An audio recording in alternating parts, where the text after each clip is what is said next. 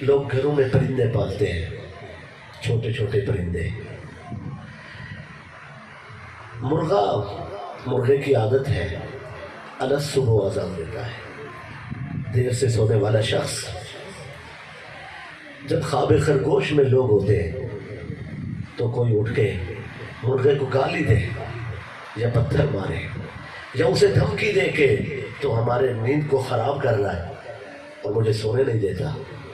سرکار صلی اللہ علیہ وآلہ وسلم نے فرمایا لا تسبوا الدیک، مرغے کو گالی نہ دیا کرو، وہ اپنی مرضی سے نہیں بولتا، وہ بھی مالک کی رضا کے لیے بولتا ہے۔ جو رسول مرغے کو گالی نہیں دینے دیتے،